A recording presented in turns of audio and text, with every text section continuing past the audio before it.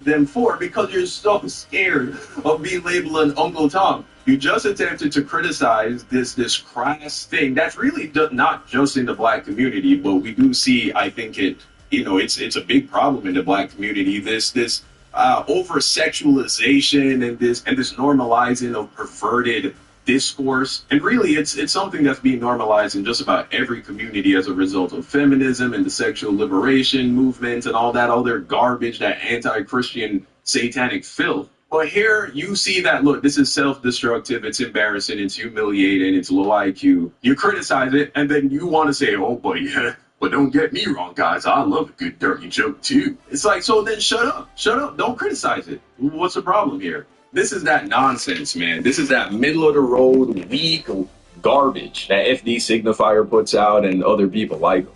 Not trying to hear every other guest get asked what their body count is. Now, the audience is not stupid. We know it's not real and that it's supposed to be played for laughs. But what do you mean? What do you mean it's not real?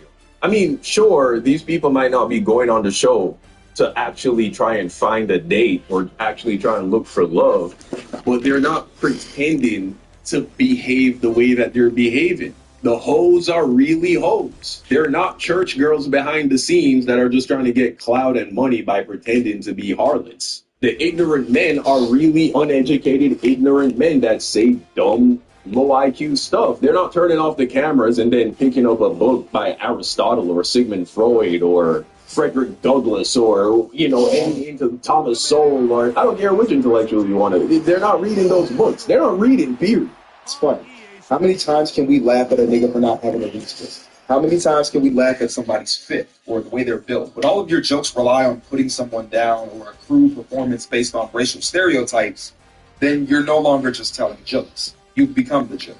And this isn't reaching for the stars. The creators are not oblivious to it. They're aware of the impact this type of content leaves on screen. Hell, they're making too much money not to notice. When all the viral clips and big moments involve black people being depicted or acting in a buffoonish manner, you're going to play it up even more in future episodes. They know they're employing these harmful tropes, and most importantly, they know people will watch them. In other words, but again, who's watching them? Are white people watching them and making fun of them too? Yeah, I'm sure. But the grand majority of this audience is black. So that's a real question you need to ask yourself. Why do so many black people find this stuff enjoyable?